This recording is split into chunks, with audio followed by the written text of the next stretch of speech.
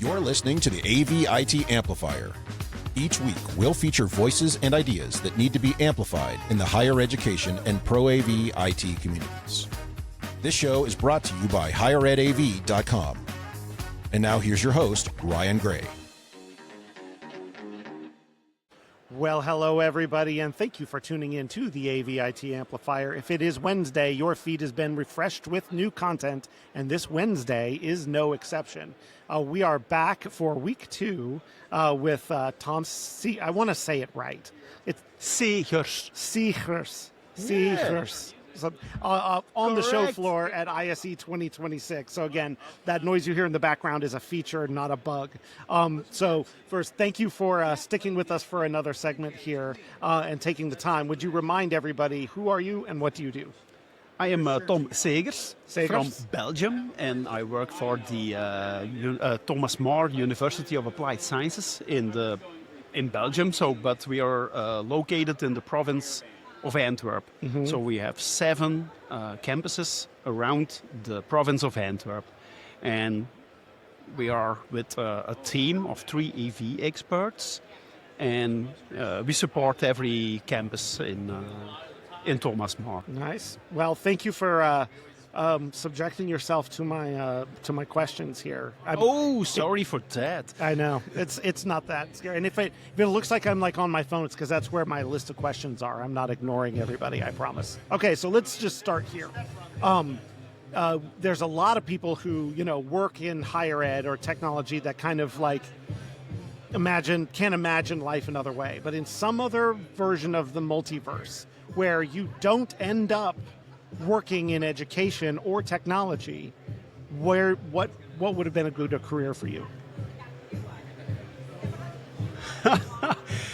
That's a good question, Tim. I really don't know, because in fact this is my hobby. My hobby became my work. Yeah. And I really don't know what would I done everything. Whoa. So here's the thing. That's a good answer, right? Which is, I wouldn't want to do anything else. And to say, this is my hobby became my work, that is, you're fulfilling all the sides of what your interests are. I think if I do something else, I won't be happy. Yeah. Because this is my playground. I love it to play with cameras and audio and monitors and for now, LED screens. No, love this. Okay, don't want to do anything else. All right, so how do you make sure then that your work remains play? That you love to play with AV stuff, so do I. And before I know it, I'm ended up on emails and meetings all the time, and I'm not doing that. How do you make sure that you get to stay connected to what you love about it? That's a very difficult one, because in the end, everything ends up in meetings. Yeah. So I only can confirm that. Now, I save some space in my agenda. Mm-hmm. This is for testing. This is for playing around. I don't think it's the right word, but testing out new technology. Can this be good for the education? Yeah. And in fact, that keeps me young. Yeah. So you have to hold time for your own R&D, right? For your own, yes. Here's time that I don't have to produce something. This is my chance to explore something instead. And also the companies, sometimes they come around, okay, we have something new. Can you test this out? Mm-hmm. Is this something that we can use in the education market? Yeah. And that's what we want. That's okay. We want to test it, and then they also have to give you one.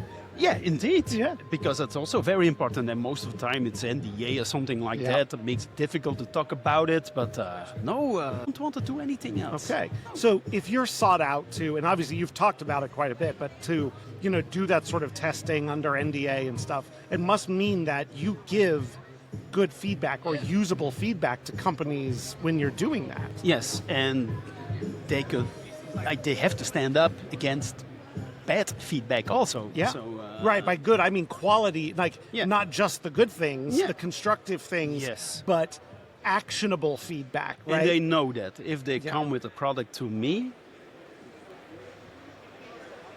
it could be a bad result for them. But that's how they learn. Right. And that's how they can talk to their R&D again to make it better or to change it. Yeah. So. And then by the time it's brought to market, going to other places, it's already been through your evaluation process. Sometimes it is, yes. Yeah, sometimes, yeah. So then, all right, do you ever find yourself in a place of like something comes out that people are excited about and you're like, well, I've used that thing and yeah, you shouldn't buy that? Often. All the time. Yeah. Not all the time. Often, yes. Interesting. So what do you do in those situations? Is it a underground, like, hey, or do you sometimes have to say, like... Most of the time I don't get it on an email or something like that. It's, okay, you come around or we talk to the telephone or something like that, but not written. You're not out there putting it on blast on social media. No, and also... You have to be careful with that kind of stuff, of things. And also, we want to test in the future again the new products. And if you always break them down, you will never have a chance again. So. Yeah. And there are, you know, it's not even just in our industry, but other places where people like try and make a name or get attention by doing stuff like that, by really like saying something is bad, and it usually makes it more about them than the product. It sounds like you take the other stance, which is, I want to provide value to the industry in this way. So that's you're circumspect about it. And also sometimes you learn more from bad results than from good results. For sure. And that's also very important. Yeah, people have to be safe to put stuff out there if they're going to get that kind of feedback. Indeed, yeah. Cool. Okay. What is the highest you've ever jumped from? 1,000 feet or something like that. Parachute jumping. I don't know the distance anymore, but I think it was around that if I calculated to feet. Okay. Something like, so, and I'm going to assume that you're still here, so it means it went okay. When and I did it only once. Only once. So what was that like? Why? Well, let's start with this. Why jump out of a perfectly good airplane?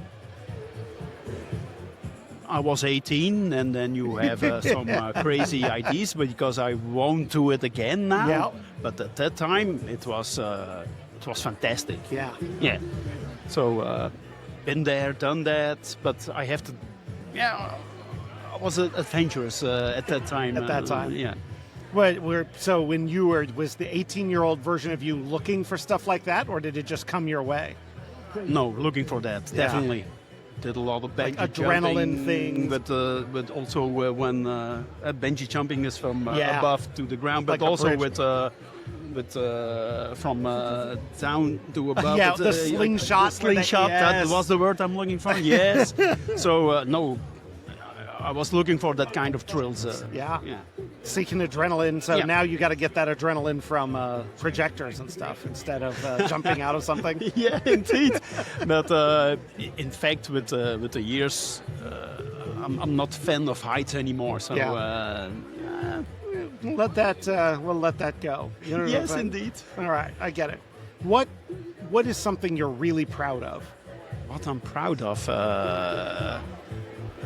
Something recent or something that you say in the whole career? I think in your whole life. What's something that you're proud of?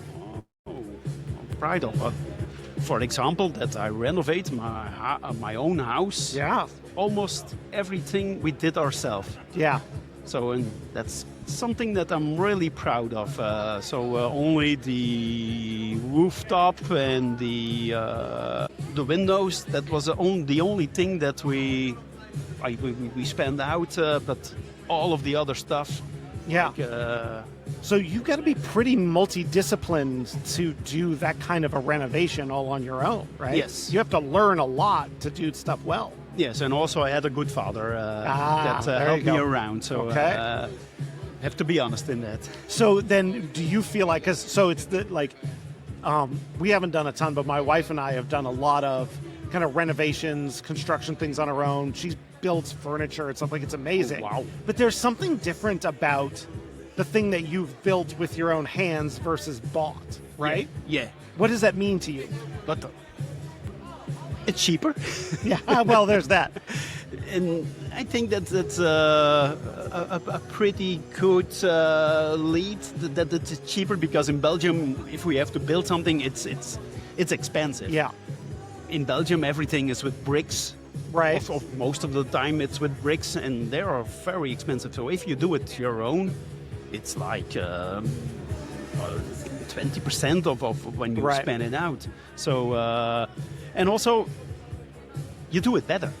Ah, What you do yourself, you do it Do better. better. And I think that, and also, yeah, I don't know the right saying, but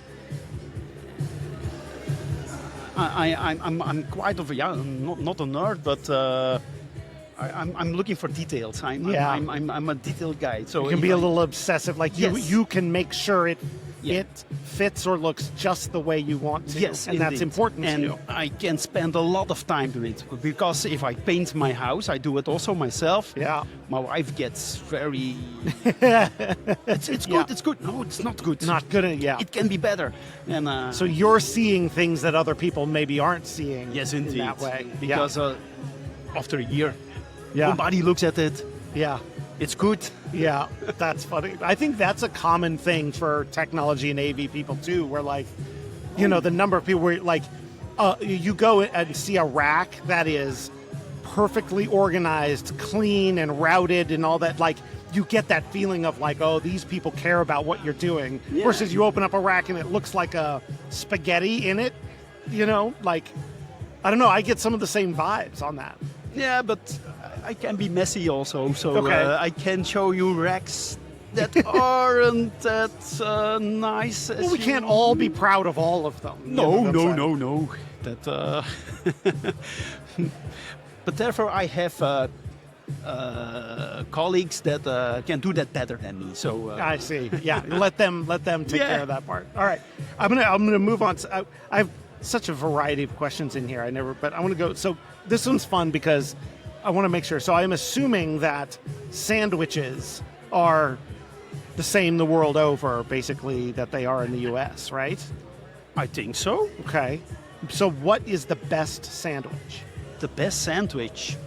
For me, it's what we are calling a martino. But A martino? do you know that? No. No, it's a sandwich with raw meat Uh huh.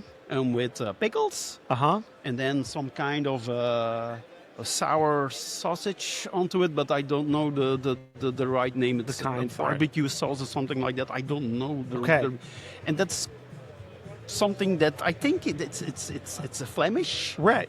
sandwich, because if I also have Dutch colleagues, and if they're coming to us, they always order that because they cannot order it in the Yeah. Netherlands. So it's like the specialty of your area. Yeah, sort I of. think so. Okay. Say Martino. Martino. And at the beginning you did say raw meat, right? I heard It's that. raw meat préparé. I don't know if it's Yeah, yeah. it's What kind? Is it a what kind? I think it's beef. Yeah. But a cow of some type? Yeah, I think so. Nice. Yeah. All right. Never thought about that. But I think yeah. Never thought about it. Okay, so now if I come to Belgium for this road show and we go to get a Martino, I feel like I'm just using a random accent to try and say that. I have no a Martino. I will remember you that Yeah, that you can order. Where that. would we go to get one? Where do you? Where's the best place to get one?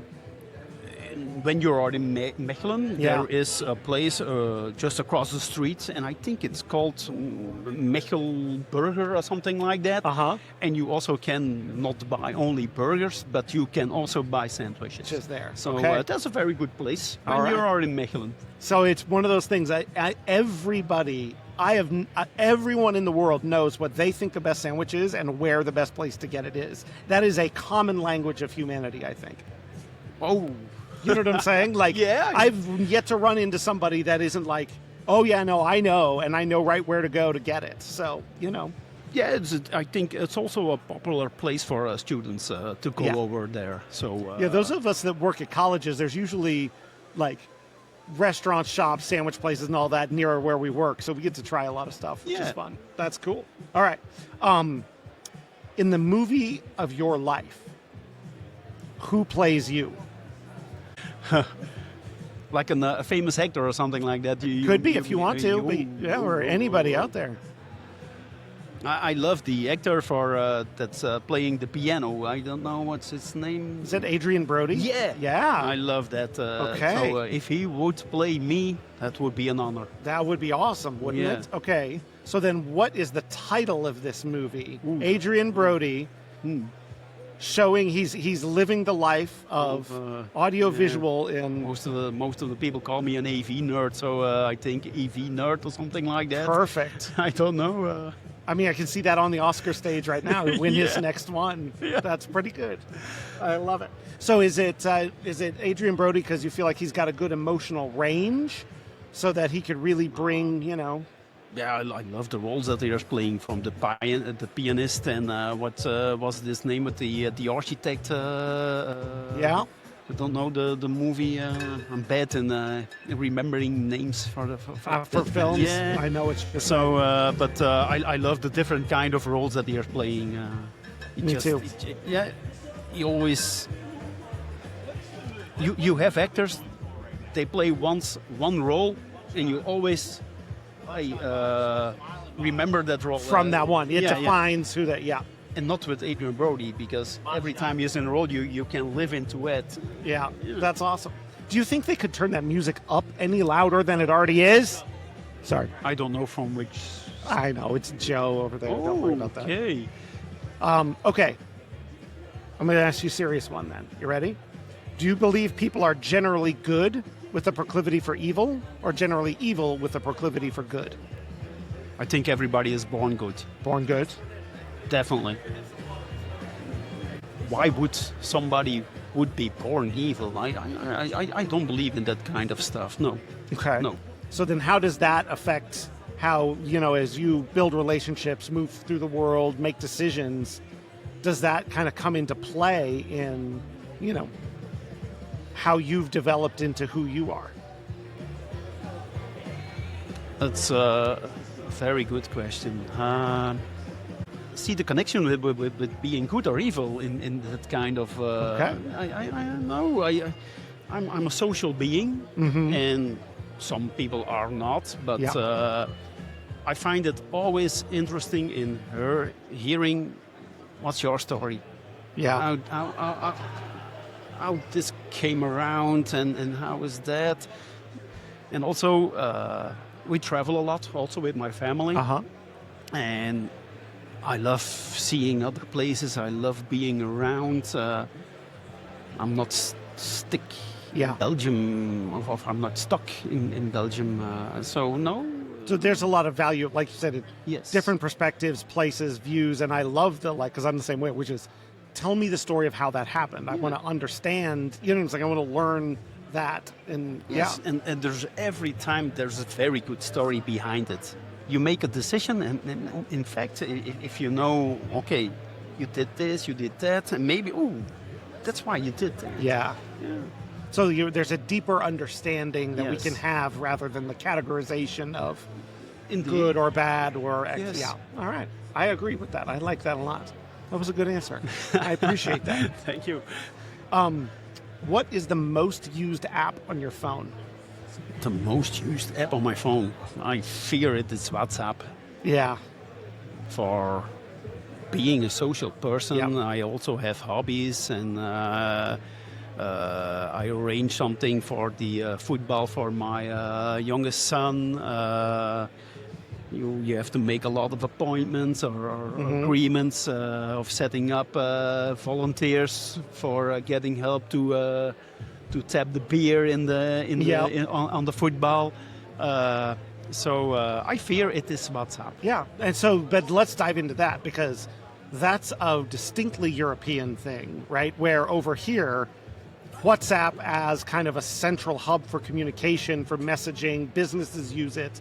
That is not the case in the United States. No? No. And what's, for example, then? Still, in our world, it's basically like SMS text messages still, or like Apple's messaging, because there's so many iPhones. But all of my text strings are in Apple Messages. We have, like, for ISC, our team, we put together a WhatsApp, but that's usually the most WhatsApp I do in a year. I'm also an Apple user. I also have an iPhone, but I love the open protocols. I know. That's what I'm saying. It's a very interesting, like, over here, it is very, like, that's of course how people communicate is WhatsApp. For example, I'm using an iPhone, but my wife and my kids are using a Samsung. Yeah. So I cannot use the iMessenger Right. with them. So Creates a common thing and all that. Yeah. So, yeah, I would say that if anyone out there is coming to Europe, make sure to get your WhatsApp set up. You know what I'm saying? This is how people communicate over here. most of the time it is, yes. Yeah. And also by email. But for making arrangements like this on ISE, it's more because we also had now our Flemish WhatsApp group. Yep. And okay, we are here, we are there. We are at the Hetma booth. Okay, come to here. Yeah. So no, WhatsApp I think is a good medium Yep. to be used in Europe. Yep. No, I love it. Again, it is one of those things that, is just different still. What's something that you're currently learning about? Everything that you have to consider when you're building an LED wall Yeah. and what's coming around. Okay. What are all the things I need to consider when building an LED? Yes, it's one big learning curve. Yeah. You start with it. Okay, it's easy. No, it's not easy. You have to take consideration of the video processor. You have to make consideration. Is it 1080p? Is it 4K? Is it how much current or how much current? The electricity. Yeah. For example, when you put it on, it's a very high amount of not voltage, but The current. draw, yeah. And you need other electric gear before you build it. For example, the fuse. It has to be. Yeah, I don't know the type anymore. You have different types in it: Type C, Type D, Type E, or something like that. I don't know. It's not my kind of stuff. But I didn't know that all. Yeah. So we put it on. Hop, bang! The electricity fell off. Oh, whoa! Why is that? Yeah. And yeah, it's not easy. And also, we scaled up with the LED wall from 1080p to 4K. And then came the inputs. We have a bring your own device policy. But can every bring your own device, can he handle 4K? Yeah. Most of the teachers, we are learning them use the duplicate mode in Windows. Yeah. But now use the extend mode. Yeah.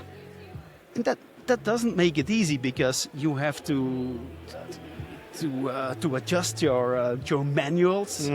For example, if you're doing it with an extend view in PowerPoint, it's different when you use the duplicate modes in consideration of the extend mode. And we have to play a video into it. We have a YouTube link, and it plays on the other screen and not on the LED wall. Yeah. Yeah, you have a lot of problems. So it's a whole way of new way of thinking to look at. Okay, how can we create content that's best for that kind of solutions? Because if you have a 4K video wall, LED wall, never put 1080p onto it. It's horrible. But those are the sorts of things. So there's technical things, like electrical, that, and then human behavior, training you have to do. Like, people just think, we're just going to go to LED walls. It'll be easy. That's just the next thing. And there's a lot that goes into making that a successful thing for teaching and learning, not just getting one up there and turning it on. And also one of the first things that we encountered was it's too bright. Yeah. Yeah, if you've been used to projectors that are getting washed out by sunlight your whole career, all of a sudden now we can drive some lumens at you with those things, can't we? That's awesome. An old other way of thinking. Yeah, hand out sunglasses. I don't understand what the problem is. You know what I'm saying? Everybody wear your sunglasses to class because the screen is too bright. So just lower it, and also it expenses its lifetime. So that wasn't a problem at all. There we go. Okay. All right. Same last 3 questions for everybody. Third to last question is, what is a question you wish people would ask you, but nobody ever does? Oh, wow. Very good question. This is a difficult one. Take your time. Take your time. I really don't have an answer to that. Okay. No. Do you think you don't have an answer to it because, like, you're the kind of person that is social and inquisitive enough anyways, like, you're engaging people to the extent that you're sharing everything you want to share? That's a possibility. Yeah, very good. Oh, no. Really don't have an answer to that. Okay. No. No, I don't have an answer is an okay answer. Everybody's answer is valid to that. What can people? Oh, wow. No, No? I really don't. All right. Maybe if you ask me within an hour after. Come after that. Yeah. We also, surprise people on the spot with it. Okay. So, everybody now, after this episode, you know what I'm saying, start firing your questions at Tom. Probably. There you go. Perfect. Okay. Second to last question is, if people wanted to find you online and get connected and keep up with what you're up to, what's the best way to find you or contact you? I think through the HETMA initiative. Yeah. I love that. So just go into and send me a personal chat or something like that. Yep. And we can get connected also via my email address, tom.segers@thomasmar.be. But probably you... We'll put it in the show notes for Yes. everybody. But definitely, you know what I'm saying, if you're not watching what Tom is up to, keep an eye on it because, like I said, I think we've got a lot to learn from you. So I think that'll be, I'm excited to see where things go. It'll be fun a year from now at ISE to go think back. Remember a year ago when we did that recording and people were just figuring stuff out? You already want to make an appointment for next year. Oh, yeah. Yeah. Okay. Let's do it. Okay. And then finally, the last question, and again, this may or may not make sense. I have no idea, but this is how I ask it in the U.S., which is our kind of old original newscasters used to have something they would say at the end of their broadcast. The famous one was Edward R. Murrow with "Good night and good luck" or something like that. Or when somebody finishes their presentation, they have their closing. So what is Tom's drop the mic sign off phrase? No news is good news in our business. So if we don't hear anything, probably everything is working very fine. I love it. Yeah, and sometimes there's also a pain in the ass because you don't get feedback. Yeah. And you, for example, some things, for some people, a solution isn't working very good. And when you get rid of it, and then you get a lot of response. So where is my solution? Where is the solution? What did you do with it? Oh, we didn't know that you're using it. Mm-hmm. You never gave feedback. Right. So no news is good news. No news is good news. Thank you for listening to the AV IT Amplifier. Join us again for next week's episode when we'll welcome a new guest who you'll want to hear from. We promise. Your host has been Ryan Gray. He's on the tweeters at Ryan_A_Gray, or find him on LinkedIn to connect. Please subscribe and give the show a rating and review wherever you get your podcasts. This show is brought to you by HigherEdAV.com. The views expressed here are not necessarily those of our respective institutions, employers, or sponsors. Everyone hang in there, go easy, and we'll be back next week.